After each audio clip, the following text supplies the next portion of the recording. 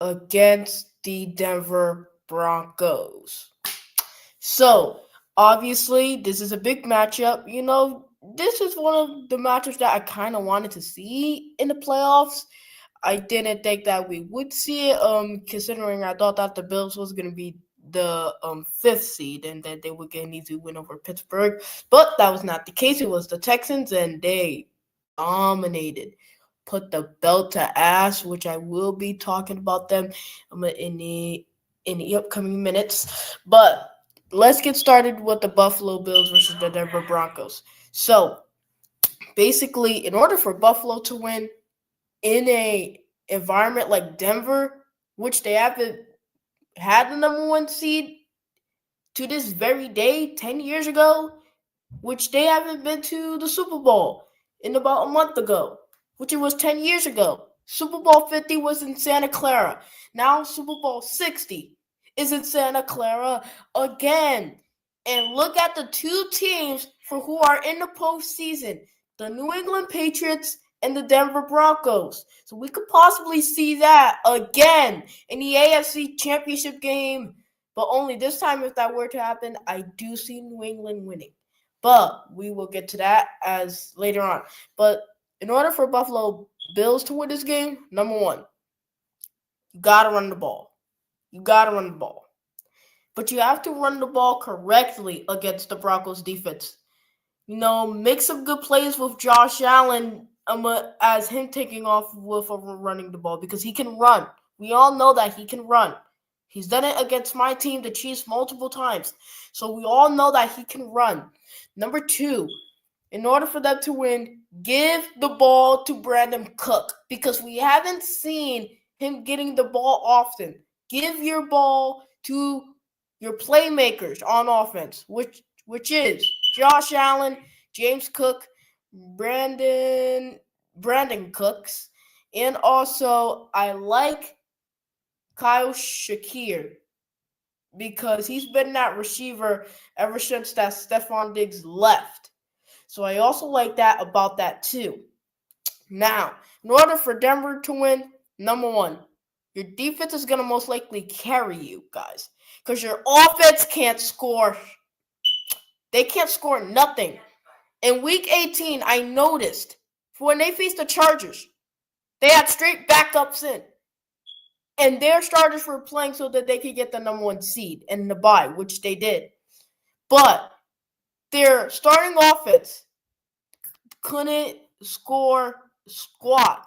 They only won because of their defense. So their defense is going to most likely have to carry them. But in order for the Broncos to win, they have to score touchdowns. They can't score field goals. You have to score touchdowns. Because you're facing Josh Allen. The MVP last year, which that this could be his only chance to win a championship game, to get to the Super Bowl and win. This is his only chance. No Mahomes, no Burrow, and Lamar, which he had to beat all the three of those quarterbacks to get to the postseason and to make them not get in the postseason. Now, let's get with our next game. For Saturday night, the Seattle Seahawks against the San Francisco 49ers. Now, this is going to be a big game. Each team has beaten each other one time at their home stadiums. Seattle beat San Francisco in San Francisco. In Week 1, San Francisco beat Seattle in Seattle. But I think my prediction is the Seattle Seahawks will get it done. Now, here is why. Number one, the Seattle Seahawks. They have gotten rested. Just like the same thing with the Broncos, which I forgot to mention that. But they have gotten rest. They've gotten rest. And with the San Francisco 49ers, they don't have George Kittle. So everything on their offense has to mostly rely on Christian McCaffrey. And also Juwan Jennings, which I'm very proud of Robinson for the 49ers because I think that he could also be like that receiver too, because their receiver one, it is Juwan Jennings. And I know that this is going to sound crazy because Christian McCaffrey led the team in rushing and in receiving. That is how you know that Christian McCaffrey, he's going to have to be that guy. And number 2, their defense. Somehow, all of the injuries that they've had, the Niners defense will somehow be able to make big stops. And I also got some breaking news on Fred Warner. His 21-day window has officially opened, so he could possibly return if the Niners win next week in the NFC Championship game, which they could win. And don't forget, isn't it the Super Bowl in San Francisco? Exactly. But I still think that the Seahawks will get it done because of the Niners' injuries on the defense side of the ball. Now, number 3, the New England Patriots against the Houston Texans. Now, this is kind of a little revenge game for Stephon Diggs, considering that as his former team. But for the New England Patriots, I'm so proud of their defense because their defense also carried them a bit. Their defense stopped the Chargers inside the 10. First and goal, second and goal, third and goal, and fourth and goal were all stops. That is how you show that the Patriots defense are also ready to throw down. But I can see this game as a very low scoring game, like possibly the lowest scoring game this weekend, because it's going to be in Foxborough, Gillette Stadium. I also heard that for the weather forecast that it will snow, so that will also be a factor. But I see New England winning because they have experience in the cold. Although the Texans have been beating these two big teams, the Chiefs and the Steelers, in the cold. But in those cities, that is not for where that the real cold is played. The real cold is played. Actually in the north side. For in the east of New England, Foxborough. That is where that the cold is really played in. In the postseason. In the regular season, it's between Green Bay and Chicago, which I'll talk about them next. But here is my key for New England and Houston to win this game. Number 1, the Houston. They need to score TDs. Your defense is doing a wonderful job. They're Super Bowl ready. Your offense is not Super Bowl ready. Now, you guys ran the ball good against the Pittsburgh Steelers. So, y'all got Woody Marsh and y'all got Nick Chubb. I give the ball to both of them. And last week, I also like the way that Christian Kirk was handling them with their wide receiving room. But in order for the Texans to win this game, their defense is going to have to stop possibly the MVP in Drake May. Now, for the Patriots, here's how to stop the Houston Texans. Number 1, force turnovers. You saw what the Pittsburgh defense did last week. So just add that to your game, and then your offense. Your offense is like a top 5 offense, between the top 5 or top 10 offense. And Houston Texans offense, they are like that top 15 tier. So you already know that you're gonna score. But here's the thing: you in the red zone, like you have to be creative. Like do some play action. Run the ball in different ways. Possibly do the Philly special. So. But I see New England winning that game, but I know that it could be a close game as well. Now, the last one, on to the Rams against the Chicago Bears. Now, for this game, honestly, anyone can take it. Anyone can take it.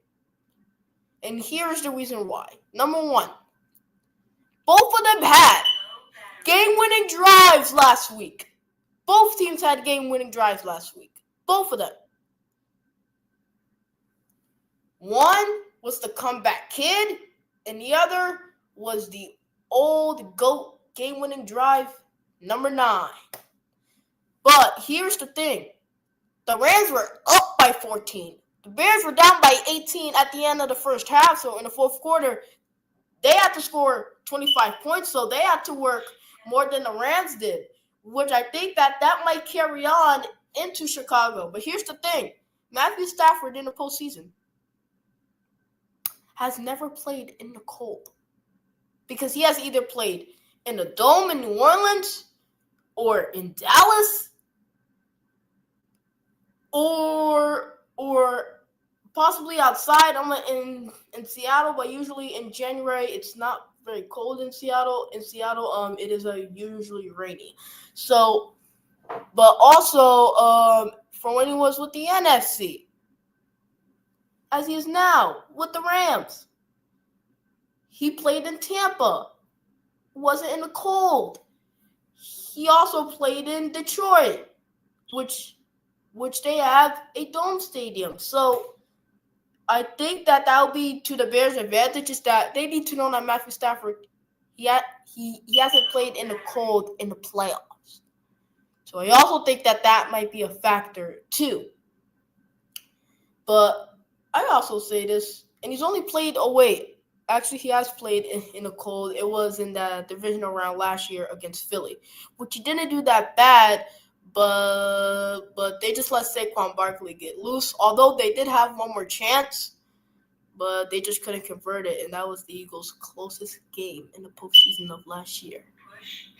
So, now, in order for the Bears to win, number one, you pressure Matthew Stafford. You know that he's not a mobile quarterback. So you sack him. You pressure him. You pressure him like doggo. You pressure him. I'm telling you, if you guys pressure him, he's not going to get far. He's not going to get far. Number two, put your best playmakers on Puka and on Devontae Adams, because Puka, he should be Offensive Player of the Year. I'm going to say it. He should be Offensive Player of the Year. Because during Devontae Adams' injury, Puka has really stepped up for that Rams offense. And I feel like he should be the one that should possibly win Offensive Player of the Year. At first in the regular season, I thought that it was going to be between Jonathan Taylor or JSN. But now I'm going to go with Puka. But I know that he may not win because of JSN's incredible year. So I know that. But in order for the Bears to win, number one, do not be down by 18. Do not be down by 18, because if you're down by a lot of points, Matthew Stafford, he knows to maintain it. He knows to maintain it. So that's why I don't think that next week, I mean in 2 days on Sunday night, where the whole world's watching for Chicago, and also Caleb Williams, just do you. Just do you. Your defense is going to have your back.